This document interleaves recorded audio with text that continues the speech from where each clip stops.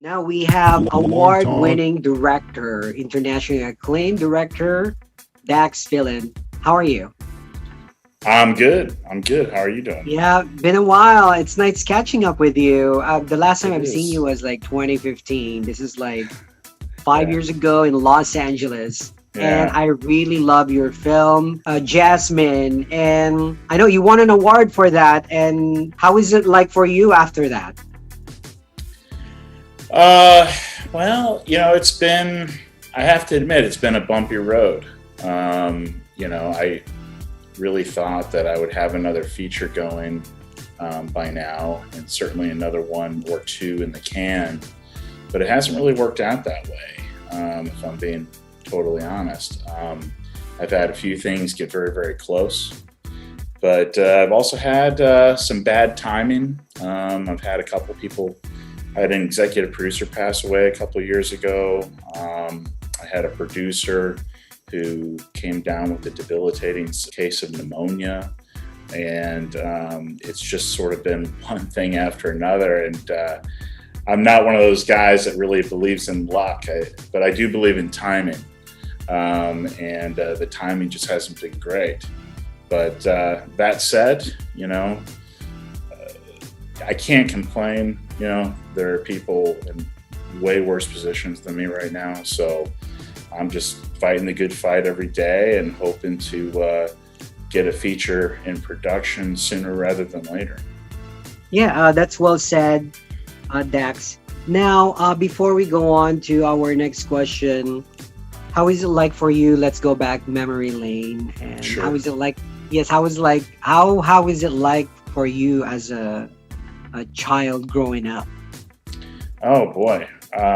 Well, I'm from the Midwest originally. I'm from St. Louis, Missouri, and which is kind of funny because when I was there, I couldn't wait to leave. And now that I've gotten older, I really enjoy going back. But yeah, it was a great place to grow up, and I'm very lucky in that regard. Um, but my family always sort of divided its time between New Orleans and St. Louis. So New Orleans was always a very close second home to me. We'd be there for a lot of holidays and vacations and things of that nature. So I feel like I'm definitely from St. Louis, but I've been going home to New Orleans now longer than I lived in St. Louis. so, and then of course I've been in LA for 20 years. So, and recently relocated to Santa Barbara. So I've been all over the place. Yeah, that's well said. Now, growing up, who are your influences in terms of filmmaking? Gosh, that's a great question. Well, I was always really big into movies from a very, very young age. And I have to say, you know, um, probably the first film that really sunk its teeth into me, so to speak, was probably Raiders of the Lost Ark, Steven Spielberg's very first Indiana Jones movie. It was a film that I loved in the theater. My parents bought it for me for my birthday on Beta, back when Beta was a thing, back when they thought it was going to be Beta, not VHS, taking over. Yes. And Yeah, I I remember that. That was like 80s. yeah, that's right. I think the film came out in 1980, and I probably got it on Beta in like 1982 or something like that. But I watched that beta tape until it fell apart. I literally, to this day, still know all the dialogue in that film. It really made a big impression on me. And then, of course, when I was in high school, I started to get exposed to other films. And I remember, Quentin Tarantino's work, Martin Scorsese's work, all that had a big, big impression on me. But Mhm. it wasn't really until I got to college, though, that there were a couple films that I saw that made me say to myself, I think this is what I want to do, you know. So that came That much later. that's well said, Dax. Now let's go on. I have a co-host. She is from Sydney, Australia. Let's bring her on. Julian, are you there? Hi, Julian. Yes, I know you have a question for us. What is your question to Dax? I do. Well, thank you so much for having me back, MJ, as your co-host. Hi, Dax. Welcome Hi. to the Talk with MJ Ricardio. Definitely looking forward for today's episode. My question for you is, throughout your many years working in the industry, tell us a moment that you would never forget and why. Gosh, I mean, there are so many. I mean, I don't even know where to begin, really, because it's such an open question. I've had many great experiences, and Give us like the top three, Dax. the top, Top three. that Okay, comes all in, right. So the top your head. three would probably and this is the beginning of my career or overall. Overall, either in Overall. the beginning and then recently. Okay, but some of these are kind of long stories. Is that okay? Yeah, definitely. Yeah. Share us. All right. So let's see. I'll do one from early on. Okay, when I was this is before my career started, and I was in college, and I had an opportunity to meet Dennis Hopper, who was in Dallas for the USA Film Festival. And I had always been a big Dennis Hopper fan. And I remember talking to him,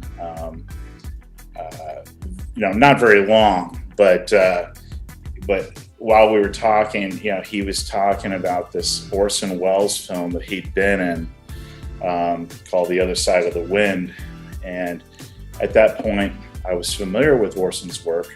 I had seen Citizen Kane in film school and was a big fan.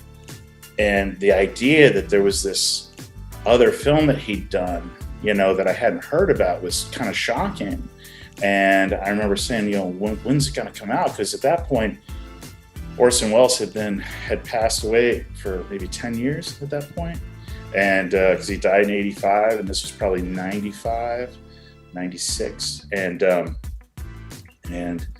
he said, yeah, the film's never going to get made. It's never going to get finished, is actually what he said. And I was like, oh, what a bummer, And then, let's see. So that was 1995. So 2000 and summer 2015. So that would be what? That's the time I met you. 20 years later. Yeah, so 20 years later. 2015, I met you in LA.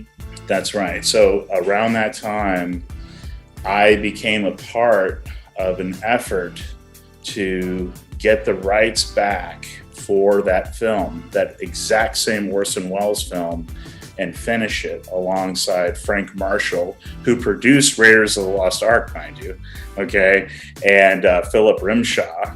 And we worked on that for 3 years, and we had the premiere of the film at Venice in 2018. So it was kind of neat that this little moment that happened when I was, in my late teens or early 20s wound up coming full circle all these years later. And I got to be a part of that film. So that's a special story for me. It's one I hold very near and dear to my heart. Another story, let's see. Well, I was always a big William Friedkin fan. William Friedkin directed some amazing films, including The French Connection, which is also my dad's favorite movie. He also did The Exorcist and Sorcerer. And The Exorcist was just one of my all-time favorites. And while I was in film school at AFI here in LA, I had the opportunity to buy the DVD. And I forget if it was the 25-year anniversary or something like that. I think it was. And so I watched the film, and William Friedkin had done this amazing commentary DVD, or commentary on the DVD talking about directing the movie and all the things that happened behind the scenes and why he decided to do this or that. And as a young film student, that was like gold. It was like sitting in on a master class or something, you know. Actually, it was even better than that because it was so personal. You felt like you were sitting on a couch with William Friedkin watching this amazing film. And at that time, while I was in film school, I was also interning on the Paramount lot for a producer named Mace Neufeld. And Mace had done The Hunt for Red October, The Omen. In recent years, he's done movies like the Equalizer series, things like that. And I used to see William Friedkin walking on the lot periodically, right? And I was like, wow, you know, he's still here. He's still making movies. This is amazing. And so one day I was in the dressing room building and I was walking past the open door of an office on my way to make copies or something. And I walked past this doorway and I looked in and I saw this gigantic poster for the French Connection. And I think the poster might have even been in French, you know? Mm-hmm. And yes. And I was like, wow. And then I saw the nameplate on the door was William Friedkin. And I realized this is his office, you know? And it was kind of an amazing moment. I mean, I geek out really hard about certain things. That was definitely one of them. So anyway, like the next morning, I was like, you know, I have to tell him how much that DVD commentary meant to me, you know? So I came in early. I wrote a letter and I said, you know, dear Mr. Friedkin, you know, my name is Dax. I work for Mace Neufeld and I go to AFI and I recently watched The Exorcist again on the new DVD edition and I listened to your director's commentary and you know, as a film student, this is worth its weight in gold. And, you know, I just wanted to thank you because it meant so much to me. And I put it in an envelope and I dropped it in his inbox, you know, outside his office, right? And later that morning, I was like, you know what? That was probably a really stupid thing to do, you know, because he probably values his privacy, you know, he probably doesn't want people knowing where he's located on the lot, things like that. And I might have betrayed some trust there, you know. Mm-hmm. And so I was kind of starting to really regret having done that. And I told Kathy, who was Mace's assistant at the time, I said, Kathy, I got a confession to make. I said, I wrote a letter to Mr. Friedkin this morning, William Friedkin this morning, and I put it in his inbox. And do you think it's okay? Like, you know, and she said, oh, that's fine. I don't think it's going to be a big deal, you know. I was worried I might lose my internship or something, you know. Yeah, well, that's well said. I really admire your story because you have this photographic memories that you remember every details, and that was amazing. And well, actually, the story's not finished. Yes, do we have time for the rest of it? Probably we're gonna talk about it some other time because our program probably I'm gonna talk about this is particular. I'll talk about Jasmine. Andrew, you got to hear the rest of the story, man. Yeah, absolutely. Before we hear the Jasmine, give us a nutshell of the last part of the story. Okay, so like 30 minutes later, the phone rings and Kathy answers it and she's like, Mace Neufeld Productions. Oh, hello. Yes, he is. One moment. And she puts the phone on hold and she said, Dax, it's William Friedkin for you on line 2. So he actually called me up.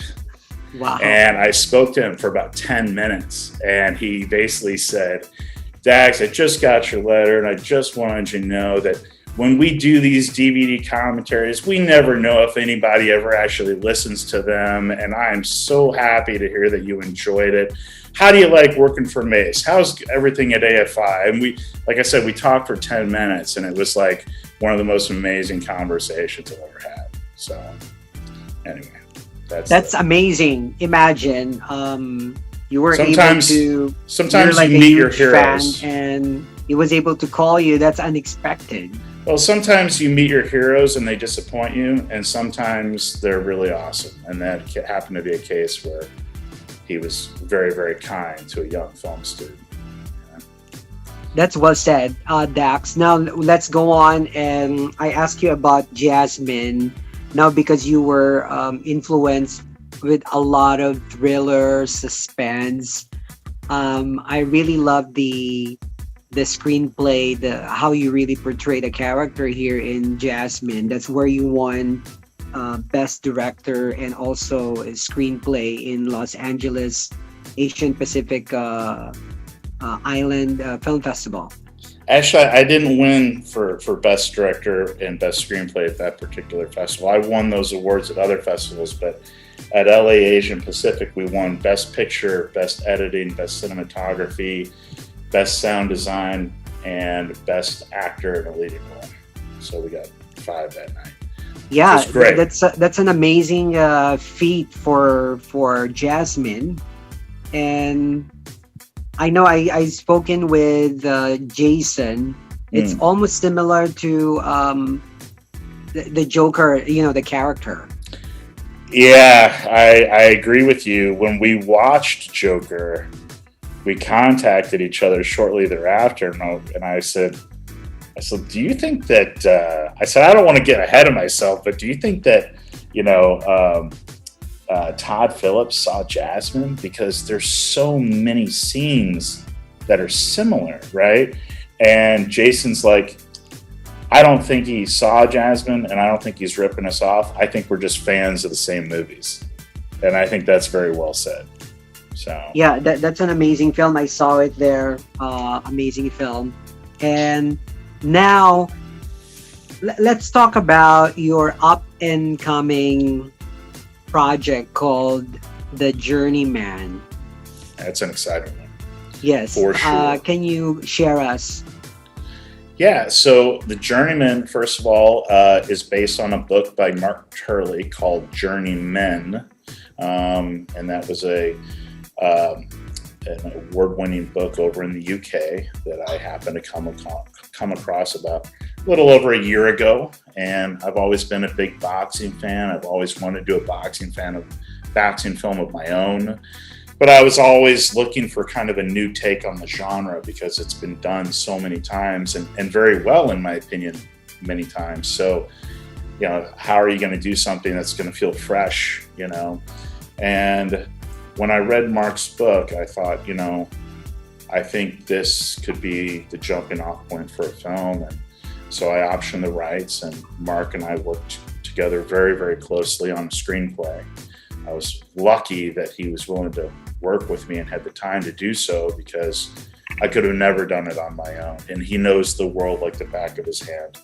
So we wrote the script, and the script, it's sort of like Darren Aronofsky's film The Wrestler meets Leaving Las Vegas, but it's set in the world of small hall boxing in the UK. So the log line of the film, so to speak, is a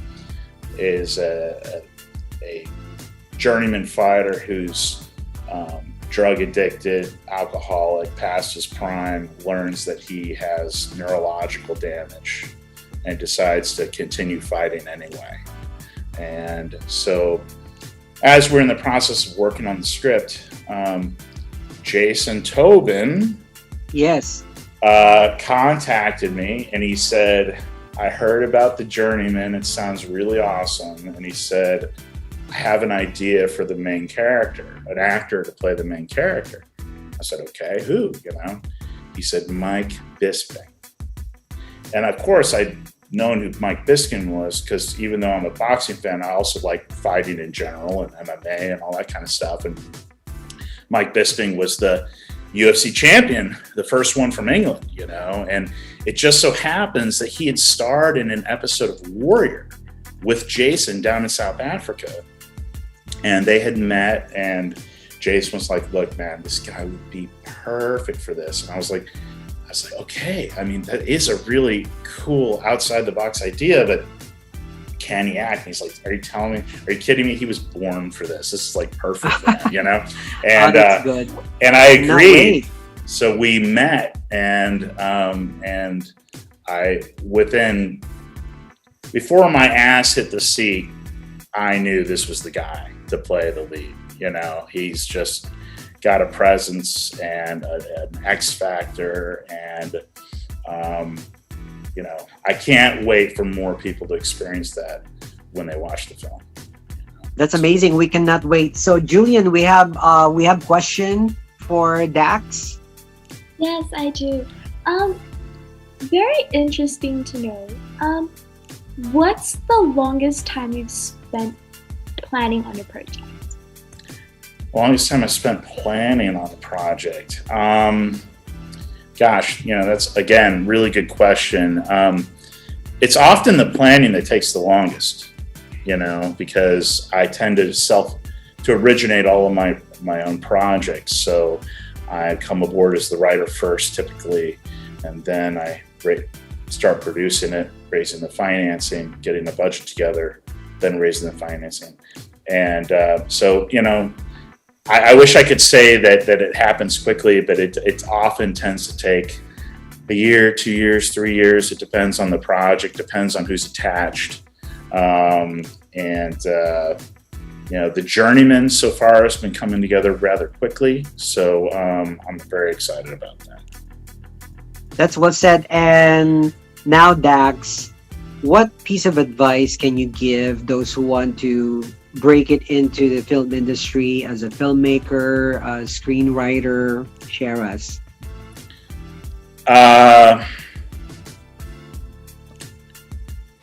First of all, I would say, you know, this business is really, really hard, and it doesn't want you.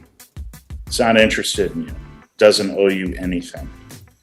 And it's going to be really, really hard. So you need to be in it for the right reasons, and you need to make films no matter what, whether that's a commercial, a 30-second commercial, or a feature film, or even if you have to direct a play, you've got to keep working, you know. And if you're talented and you can stay in it long enough, eventually the cream will rise to the top, but that can take a long time. So you better love it, and you better be prepared to make some sacrifices, because you know, it's hard on everyone around you.